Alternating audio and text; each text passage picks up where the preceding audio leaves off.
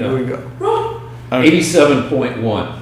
So over the past month or so, Lance and I have been yelling at each other about Islam, where Lance is more worried about Islam than I am, and to the point where I was freaking out a little bit about the level of the heatedness of the disagreement. I wanted to bring in somebody, from some local Islamic center to speak about it, but we decided that would mean too much homework, or we would have to bone up on what we thought we knew in order to effectively, debate somebody from, who reps Islam. So instead of us doing a bunch of homework, I asked my nephew Justin, who is an expert on the Mideast, and on Israel and its role in the Mideast, and who talks about it to various groups and has been doing that for a while, to come in and discuss his points of view on Islam. And Lance has, and whether there are intractable problems with it. And Lance has his own opinion about Islam in America. All right, so my opinion is that Islam is not a true religion. It's an ideology that is, if it's imposed, if Sharia is imposed or takes root in the U.S., it's antithetical to American traditions in the same way that Nazism and communism are. And so we have a right to say that we don't want this established in our country. The other thing, now, that has to be proven in court, of course. I can't just impose it. But I would prefer it not to take root in my country. And I also think that it would be better if people, followers of Islam, were to simply give up their religion to become another religion like Christianity, or just atheist. I think it would be a better world. So that's my opinion in a nutshell. Gonna interject. First of all, just interject. I'll just interject. Thank you for having me on your show. I wanted to give a few ideas. I'm not an expert by any means, but with a little bit of exposure to Muslims and Islam, I've learned a few interesting things. I've learned that from its inception, Islam has been an ideology that is a little bit different, a faith that has been built upon a structure of both politics and also religion. And they are so intertwined that even in today's context of international politics, the two cannot necessarily be separated. On the other hand, on the flip side of the coin, we have to understand that Islam, like Christianity, is a post-colonial or ongoing colonial religion, and the vast majority of its identifying adherents today are adherents because of a legacy of imperialism, colonialism, forced homogenization, or otherwise trade and commerce, exchange of ideas, etc. And so if we want to effectively take away the identities of billions of people, it's going to be a very long process to convince them of that, especially because the faith is predicated on something known as replacement theology, just like Christianity, essentially taking what was given or revealed before and then either acknowledging it and saying this is the final version, or disregarding it and saying that it is invalid inherently. So we have all those issues and complexities on the ground. Wait, To twist your body more toward me, Rick. Okay, are you saying that Islam is a colonial religion the way Christianity is, in that Christians and Muslims went to countries where they believed something else and then kind of took over and imposed their beliefs on those countries? Yes, I'm saying that. Okay. As a matter of historic fact. So you're saying that the power that imposed the religion of Islam was Islam? It wasn't imposed by Christians or Jews, it was imposed by the followers of Muhammad. Right. But we can say for a variety of reasons. Today, historians that are revising the history of Islam and its origins, as I'm studying today, are looking at the pieces of the puzzle where you had the weakening of the Byzantine Empire, right, the eastern half of the former Roman Empire, and the Sassanid, the Persian Empire, going to heads with each other in the Middle East. So during that era, we can argue that for various economic reasons, social reasons, political reasons, this religion came to full force and really sought to expand itself across the area and homogenize lots of local peoples under that structure. Hopefully, we can recall to unify or either to polarize. We have different sources in the Quran to say so. And Well, the reason that the Byzantine and the Sassanid empires were weakened was because they'd gone through about 100 years of war with one another, and the Islam moved in to pick up the pieces by conquering both of them through the power of their armies. So it wasn't for any good purpose that they did this. It was just they saw the opportunity and they attacked and slaughtered people of both of those empires to the point where they had managed to conquer both of them.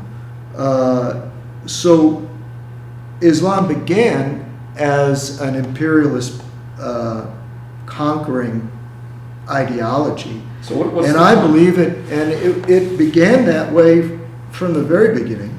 Within the first 100 years of its inception, and it remained so, I believe, until today. So you're saying that Islam starts off in the 600s AD, and you're saying this The 700s.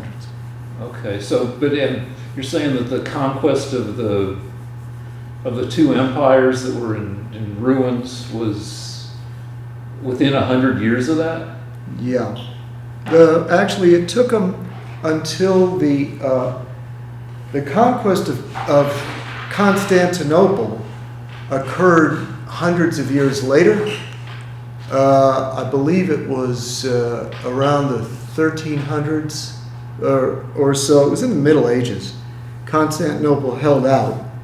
That was the capital of the Byzantine Empire, and it was surrounded by the Muslims, the Seljuk Turks, who were Muslim people.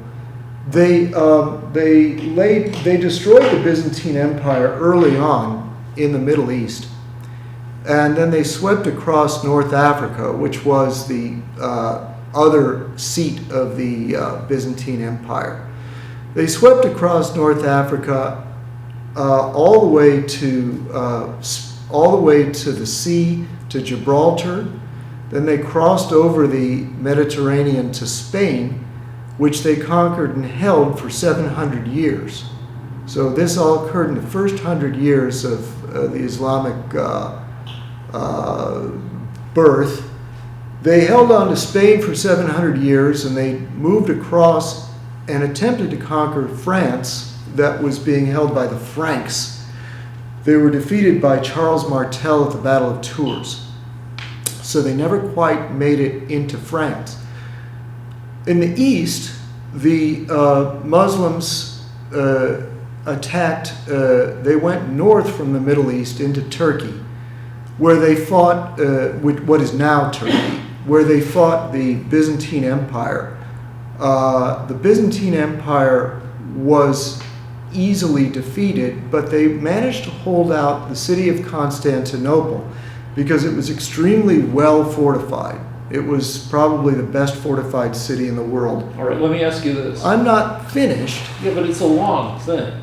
All right, go ahead. So to both you guys, Islam spread rapidly because it's a principle of the religion that you need to bring the good news of Islam to as many countries as you can get to. Is that the deal? That you're religiously obligated to expand your territory? Is that the deal? There may be a principle of that. Well, did you have something to Sure. say? There's different interpretations of, for example, jihad and the expansionist views of that, whether to bring the Khalifa, the caliphate, further into other lands or to maintain what you have and defend it and fortify it. I think throughout different times and eras, we've had many different caliphates expanding either into North Africa, Central Asia, South Asia, etc., parts of Europe, that have brought a new flavor, a new approach to what Islamic rule means. And so we can't say it's all one homogenous thing. And because of that legacy that you spoke about, bringing it back to the modern era, most of the people descending from these converts, we could say likely didn't descend from people who consciously took upon themselves the faith, but rather through force, like many Christians either in post-colonial Latin America, Southeast Asia, Sub-Saharan Africa, etc. This is the remnants of a legacy of imperialism, and because of that we cannot categorically antagonize or isolate many Muslims who embrace their faith in a variety of degrees. And in fact, we have to recognize that Islam, to a large extent, is a continuity and not fully a rupture of previous traditions such as Judaism and Christianity, even Zoroastrianism and other faiths local to the Near East. So moving forward, it's important to acknowledge that and understand you can't just erase that consciousness from the peoples who descend from this legacy. So you're saying that when they came in, like when any religion, imperialist or colonizing religion comes in, they take what they can use from the existing indigenous belief systems, like some of the dates of the holidays and some of the customs, and they kind of incorporate it so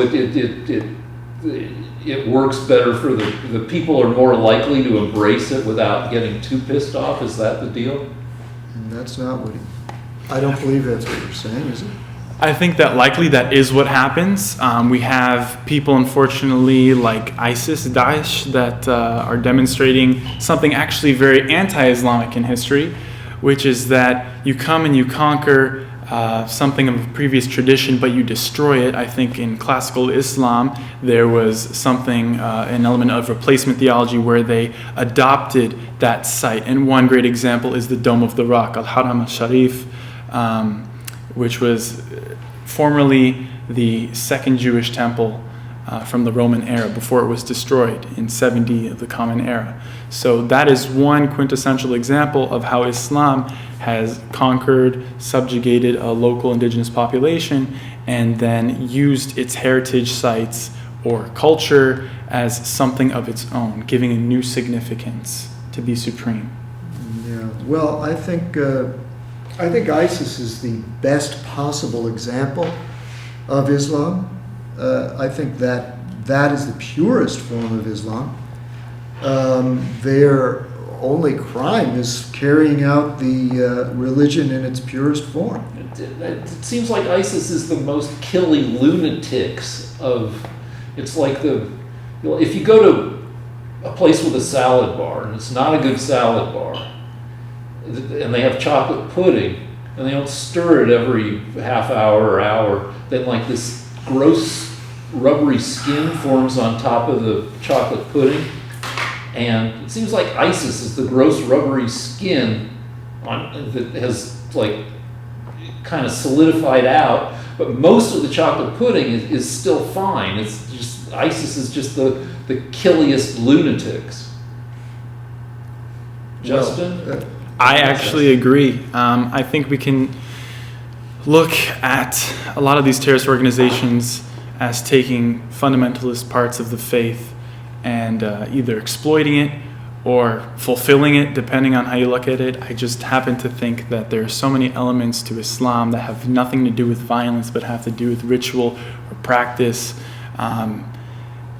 that you can't say it's black and white. And I think that most adherents to Islam don't have a single subscription to how to enforce things like jihad and other beliefs onto non-believers, etc., or onto people of the book, Jews and Christians, etc. So I think there's varying degrees to what is the true Islam, violent or not violent. It depends on how it is manifest in local peoples. Well, we know that ISIS is the best representative of what Islam is, because everywhere in the world that Islam exists next to a neighbor, they try to take over that country. They try to destroy it. We know, for example, that they're fighting in Southeast Asia. They fought in the Philippines with the Christians, with the Catholics. They're fighting against the Jews. They destroyed Lebanon. They annihilated the Christians of Iraq. They attacked Cyprus. This is all going on right now, by the way. They attacked us. They have attempted to impose a radical Islam in Egypt. They fought India. They're still fighting against India. The Pakistanis have not made peace with India. Not a real peace. I mean, there's still antagonism. So, and they're now waging a sort of a jihad to take over Europe. So I would say that if the idea that Islam should be violent and take over the world is only best exemplified by ISIS, but it's being carried out all the way from the Philippines to Cyprus, to Israel, to Lebanon, and finally when they attacked us on 9/11. Do you concur? Do you disagree? ISIS is not responsible for 9/11. Maybe a similar ideology is responsible for 9/11. Also, well, Islam is responsible for 9/11. Okay, Islam. I will point something out. Aside from, I think, the comment on Lebanon, I don't know if ISIS was the main organization to destroy Not Lebanon. ISIS. No. Lebanon was destroyed by the PLO, by the Palestinians. The PLO and Hezbollah and other terrorist organizations. Yeah, but they're still Right. representatives of Islam. Right. Their own, And they wiped out the Christians in Lebanon. That's a common thing. I wouldn't only go as far as to say as extremist organizations are contributing to the ethnic cleansing of Christians and other Middle East minorities, but also government regimes themselves in Iraq and other places, in Syria. We have a tremendous decrease in populations there. There used to be, I believe, about 1.5 million Christians in Iraq in the early 20th century. Today there's fewer than 300,000. Well, why do you suppose that is if Islam is a religion of peace? Right. Although I would say it's more complex because it's not just about faith, but also about ethnicity. And that's kind of where I like to specialize my field of interest for the Middle East. You have ethno-religious groups. For example, you have Armenians that have been the first major sovereign entity to adopt Christianity. You have Assyrians, one of the ancient imperial peoples who are now being crushed and slaughtered left and right. By Islam. By people who happen to be usually of Islamic faith. Well, yes. what do you know?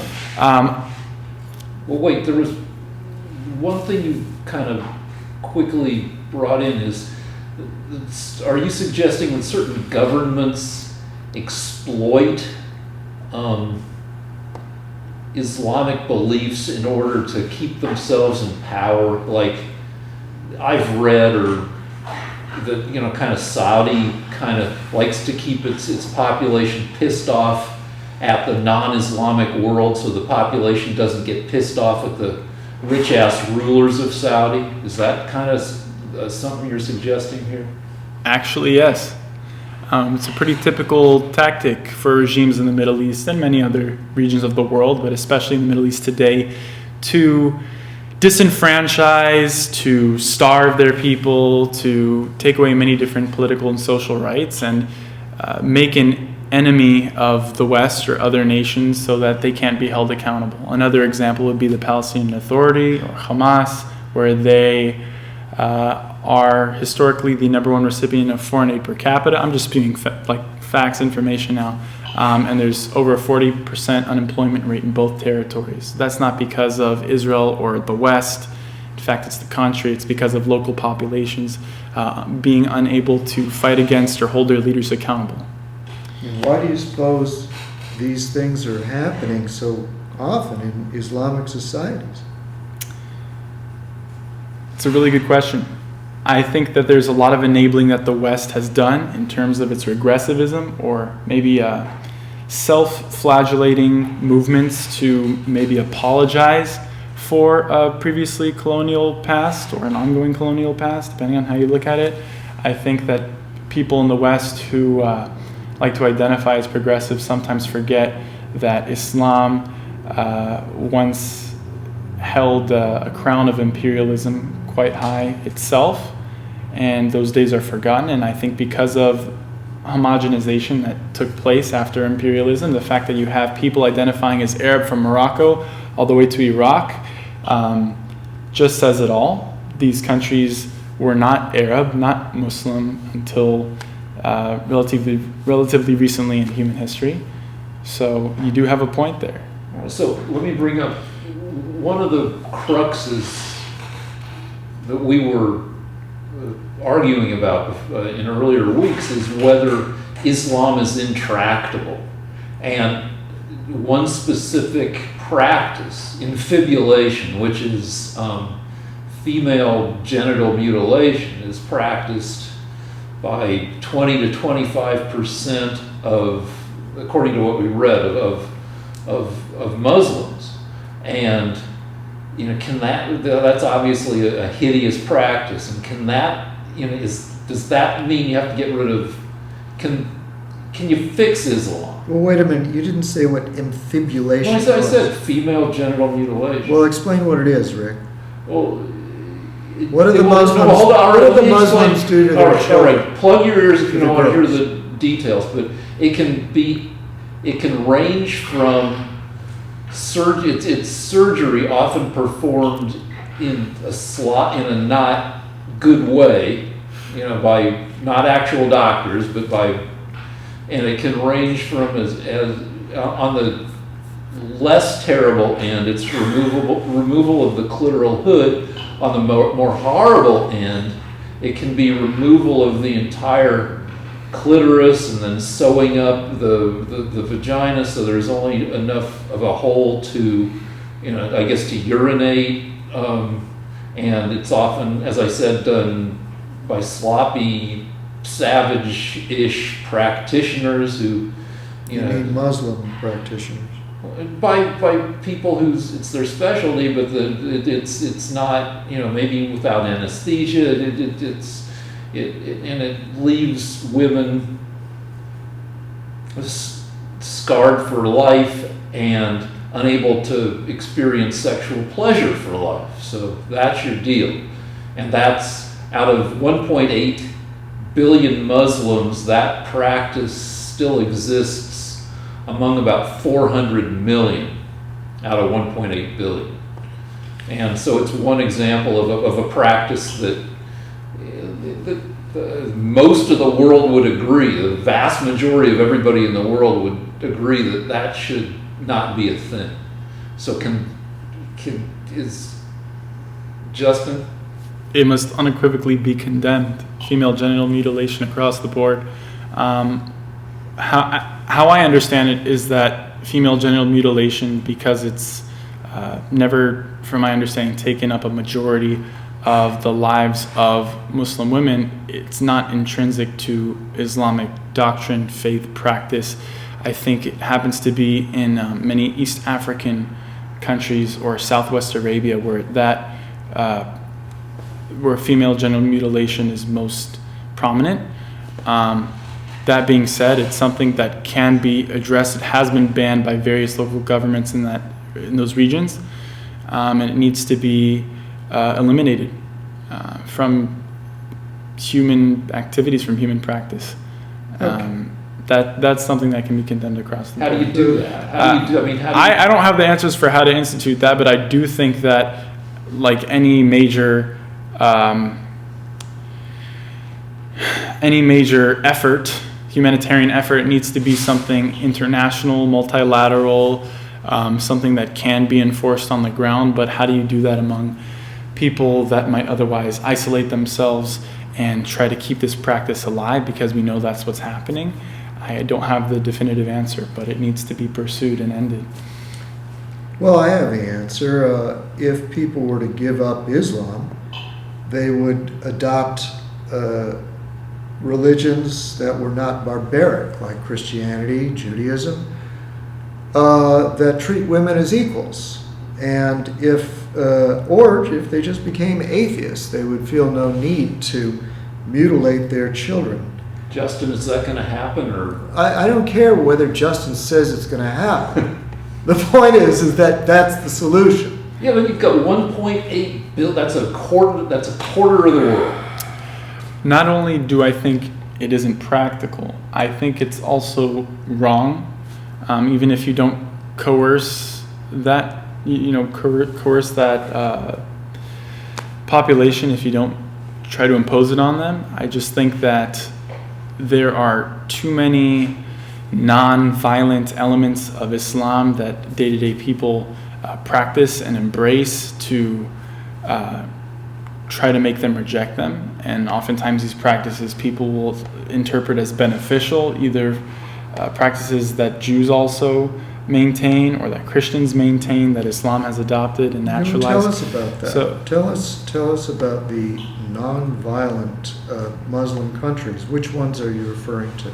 Countries or practices or people? I would like you to point out a country to me that is majority Muslim that you think is a good example for us all to live by. As a quintessential regime, government power, I can't point to any. Mm-hmm. I can point to the most reformed Muslim countries, for example, Tunisia, which unfortunately recently only gave women, I believe, equal rights of inheritance. So that was a recent innovation of, I think, the past year. That's great. Do they have slavery in Tunisia? I don't think so, but right next door in Libya, there is an sub-Saharan African slave trade that is ongoing. Okay. We can point to these examples on and on. My job here, since we don't have any Muslims to represent on the show, I'm not going to defend or advocate for Islam necessarily, but I don't want to go wholesome, against it. Why not? Because I don't think that's going to functionally get anywhere, nor does it represent my own personal beliefs. I do think that the solution is not to impose a new religion or suggest 1.8 billion Muslims adopt a new faith, but rather to reform the interpretations of Islam, such as Majid Nawaz and other activists are trying to do on the ground, who were former radicals as well. Actually, to give a separate shout out, if that's cool, Majid Nawaz has a film called Islam and the Future of Tolerance. I saw it on the premiere. He's featured with Sam Harris. They go back to back, as you guys are, and they talk about the virtues and the vices of Islam, and they reckon with the very real challenges that Islam has as a both political and religious force that needs to be reformed for the modern era. Why does it need to be reformed if it's such a great religion? Did Christianity have to be reformed if we're talking about around the Crusades era? I think the Crusades were a wonderful thing to try to do. There were some atrocities, but it was necessary to try to stop Islam from taking over the rest of the world. I'm glad. If I lived in that time, I would have joined the Crusaders in order to try to stop the spread of Islam. So I don't feel any problem with that. I don't think there's any comparison between Christianity and Islam. Christianity was reformed hundreds of years ago. So if you're trying to tell me that Islam needs the sort of reforms that Christianity made hundreds of years ago, then what you're basically telling me is that Islam is garbage. That Islam needs to be reformed because there's something deeply wrong with it. And you just don't want to admit that.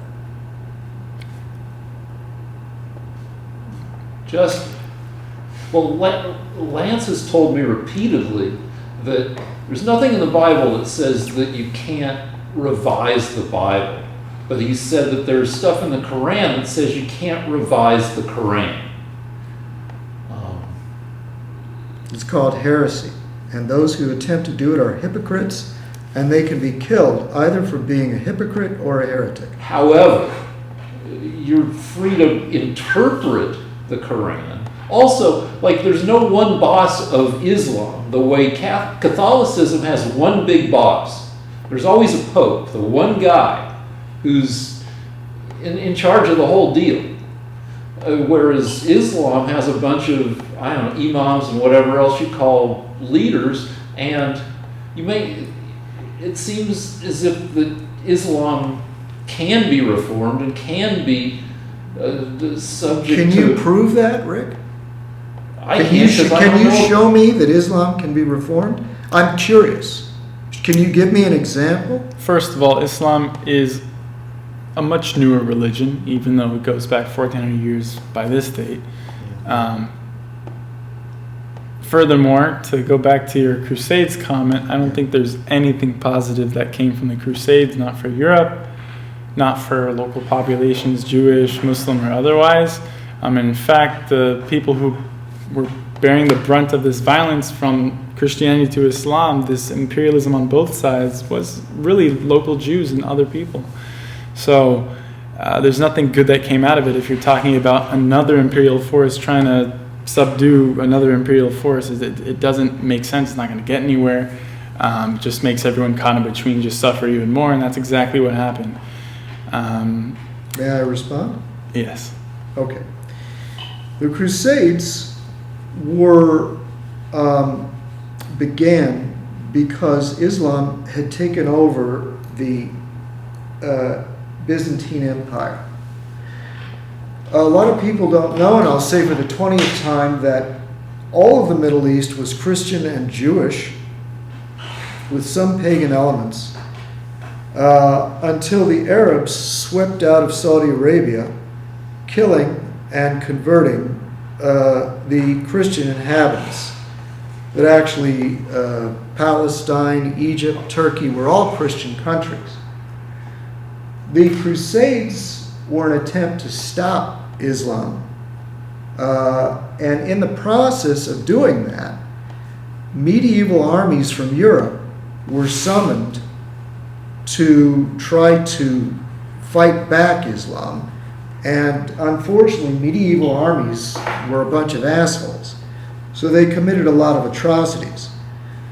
Now, when you say no good came of the Crusades, I would say that the only reason no good came of it is that eventually the Muslims defeated the Crusaders.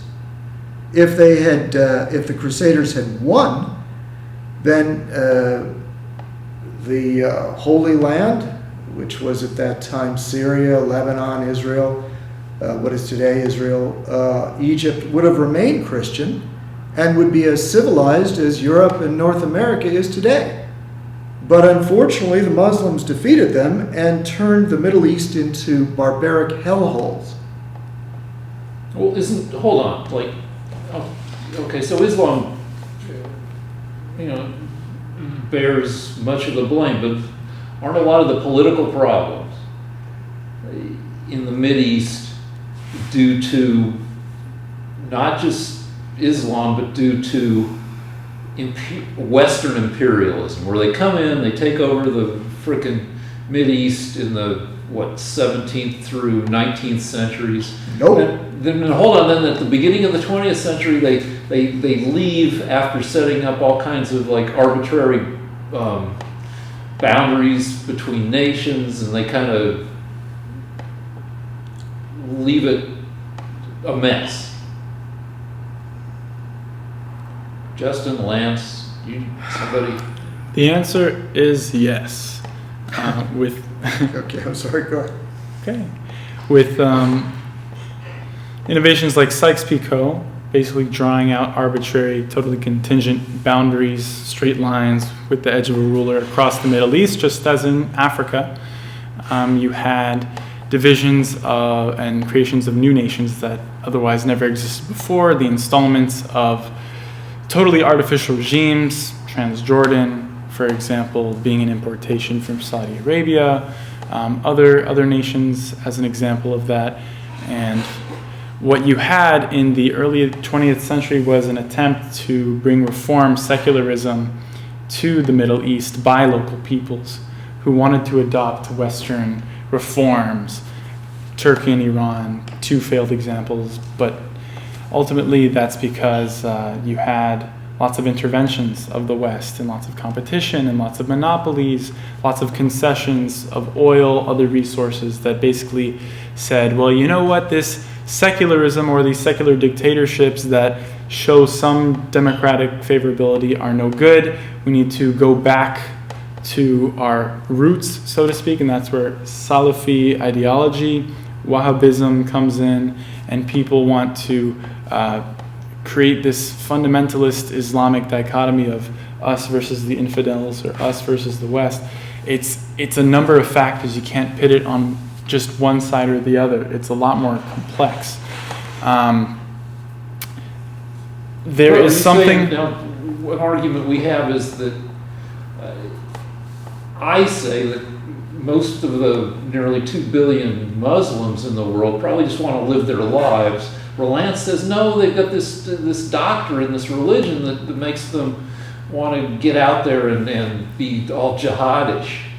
And so when you're talking about Wahhabism or whatever the thing is, and then the end of like Western reforms, is that something that's embraced by entire populations, or is that just a segment of a fragment of the overall population that wants to get in there and take power, or some mix of the two? I want to say some mix of the two, but from my observations, I've noticed that while a majority of Muslims want to live their day-to-day lives, peace, security, safety, want to sit in PJs, eat cereal and milk like you and me, whoever's watching. If you're a Muslim, have some cereal. I'll have some cereal. Lit times. There is a subscription to certain beliefs that many Muslims will have across the board, whether it's just like many other cultures and religions around the world, some form of ethnocentrism. That's common. That's pretty typical in Islam, especially with the idea that Islam is, in its essence, the final and ultimate revelation of God. That being said, you have to make a distinction. Majid Nawaz explains pretty well that there's a whole array of Muslims. There's the big circle of just ordinary Muslims that want to live their day-to-day lives. You have Islamists that have certain beliefs and more fundamental inclinations towards Islam that they want to impose on others, but not through violence, through politics, diplomacy, social movements, etc. Then you have the even smaller pool of jihadists that are willing to do all of that, but through violence, through violent means. So while you may have sympathizers of Islamism or jihadism in a large segment of the mainstream population, people are not acting on that ideology. That's a minority of citizens around the world. If you want, I'll just say last thing, if you want to really root out the problem and say, well, because people think it's okay, even if they're not going to do it, they support those people in their ideology, and that needs to be stopped, then fine. I acknowledge that as legitimate, as an intrinsic, distinct element within Islam that needs to be reformed, that hasn't been fully addressed yet. Okay, and now I get to speak, all right? Because now it's 2 against 1. All right, So the first thing is that you started off by saying that the problems in the Middle East are mainly caused by European colonialism. Not And I me. just want, no, Justin did. And I just wanted to say that. I didn't mean mainly, if that Okay. was an impression. All right. Well, I just wanted to say that Wahhabism began in Saudi Arabia, which was not colonized. So what happened was, for the viewers, Wahhabism is the belief that Islam needs to get back to its roots, which involves a hell of a lot of conquering, converting, and murdering, and the adoption of the most strict policies of Sharia, which means punishing adultery and homosexuality and leaving the religion by execution. The Saudis favor beheading, by the way. They grab the woman by the hair and cut her head off with a sword. This is also practiced in other areas of the Saudi Arabian Peninsula. So one of the reasons they like to behead so much is because Muhammad beheaded his prisoners of war. After a famous battle, Muhammad beheaded 800 Jewish prisoners with his own hand, with a sword. And so that's why Muslims today, who are trying to follow in the footsteps of their revered leader, do so much beheading. They're just carrying out what Muhammad wanted for his enemies, which is one reason that Islam is the fruit of the poison tree. You can't reform a religion where the leader of the religion beheads 800 Jewish prisoners with his own hand, and at the same time say that the best Muslim is the Muslim that follows in the footsteps of Muhammad. Because then they will naturally get the idea that if they themselves were to behead a Jew, they would be more like Muhammad, and they would be on the fast track to going to heaven. So, in my opinion, a religion that favors beheading people with this kind of frequency really can't be reformed and shouldn't be reformed. I think it would be best if these people adopted religions that don't behead Jews, like Christianity or Buddhism. Just It's a very strong argument. I don't know if the legend goes as so. Is it from Khaybar? Yeah, Okay, Khaybar. the Battle of Khobar. Battle of Khaybar. Okay.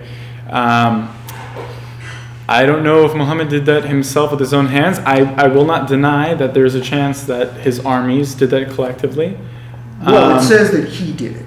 Okay, So I he can't, did. I don't Maybe he really- gets the credit. I'm but not, okay. and because he gets the credit, Right. many Muslims, devout, pious Muslims, are moved to carry out his actions. I'm not denying that. I'm not denying that. Good.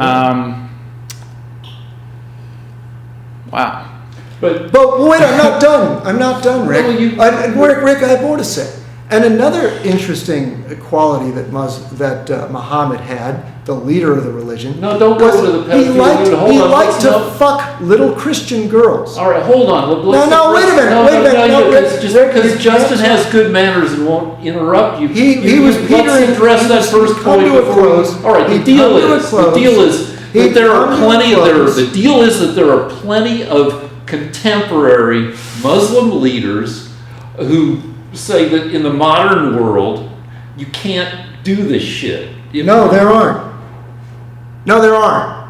If Yeah, you're a there are. Muslim leader, then you believe that following the footsteps of Muhammad is the right thing to do. And if he fucked a Christian girl that was 9 years old, and you do that, then you're just acting the same way that Muhammad did. And by the way, she was a slave.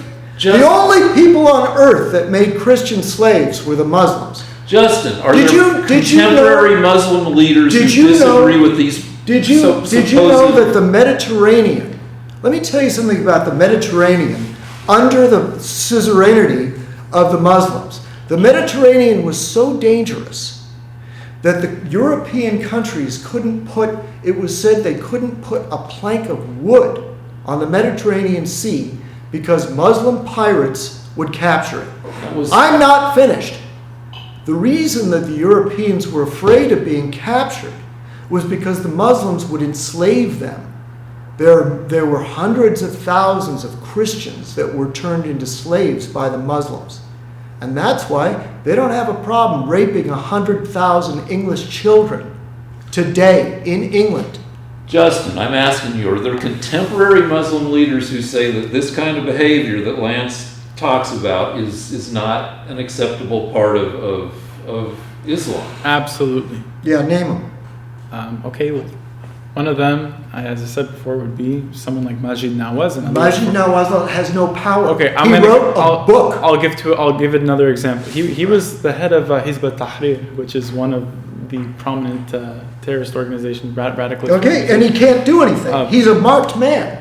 They'll kill him if they can. I mean, he is a marked man. Yeah, he's a marked man by other Muslims. Right, but he's an influence. No, he's not influencing anybody. He's running for his life. That as well, but I think he's influencing those that will listen to him, which are many in the West, because he has a platform. That's why many Muslims go to the West, so they can have more freedom of speech, Right. which can be kind of ironic. I don't want to go too into depth. You're pressing a lot of charges here, and you're jabbing a lot, and I can't seem to respond fully to each thing, partially because I think it's a little bit absurd. I think you're referring to Aisha, the 9-year-old...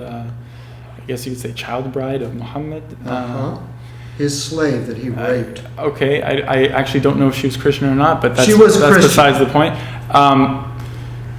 I don't think Christians were only enslaved by Muslims at that point in time. Who else was enslaving them? I mean, there were other peoples across the Mediterranean and other parts of the world where the slavery There were was other in the time a mutual exchange. in the time you're telling me that Christians were being enslaved by somebody other than the Muslims in the Middle Ages? Yes. Who? I mean, you have various different peoples from North Africa. Well, all right, let me ask you this, Justin. And among each other. When you look at the history of Islam, say over the last 500 years, has Islam reformed itself? Is Islam reforming itself now?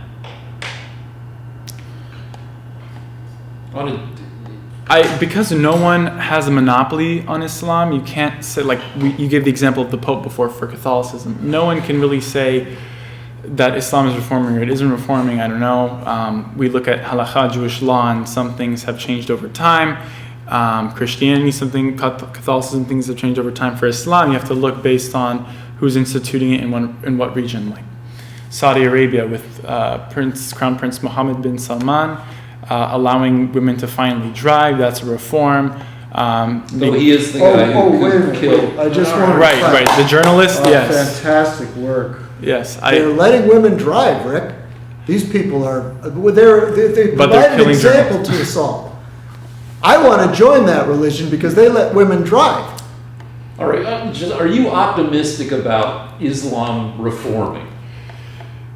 That we're not going to have pirates, that we're not going to have child brides, that the demographically, the 400 million Muslims who practice female genital mutilation, that number will decline over time. You know what the age of consent is in Afghanistan? Anything. You want to fuck a child in Afghanistan? You're a Muslim? You can do it. Just. There's many messed up things across the world, particularly in the Middle East. We're not fucking children in Los Angeles. Totally intolerable. Agreed, without a doubt. I would like to say to the audience, I do appreciate that we are distinguishing ideology or religion from race, because I think it would be insolvable to say that a race of people are born and bred to think a certain intolerable thing from conception. The fact that we're talking about a religion is very important because this is an idea that we can tackle. It's abstract. It doesn't necessarily have to be tied to people, and it can be reformed or changed.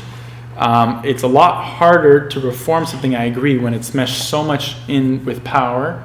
I'll concede that in Christianity, for example, from my studies, we can look at the Gospel of Paul or the Gospel of Matthew, and we'll see quotes to say, we need to save the souls of others, justification for colonialism, imperialism, use of force against other people.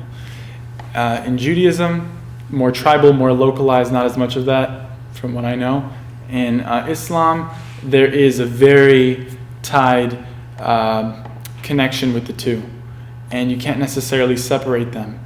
And that's why I think a lot of Muslims are migrating to Western countries. However, they're creating no-go colonial zones where they're almost instituting the same thing over again, Sharia law, and then creating their own problems again. Surprise. I'm kind of talking Who would have guessed circularly, that but they would do that? But with all of that being conceded, I find it preposterous to say that Islam as a whole or adherence to Islam cannot reform most troublesome parts of their ideology, not through changing what the Quran says de facto and denotation, but through interpretation. And that is the future of Islam. Now, that may not become popularized in any of our generations, but the conversation is being had. And I think that's crucial. And the more we're able to give Muslims their humanity, not just in their equal capacity to do good, but in their equal capacity to do evil, like any other religious or ethnic group, then we're going to be heading in the right direction. So no, I don't have a definitive answer as to the future of Islam, but I do know that if it gets worse than it already is, we're going to be in a pretty messed up situation for Muslims and non-Muslims alike. All right, let's break.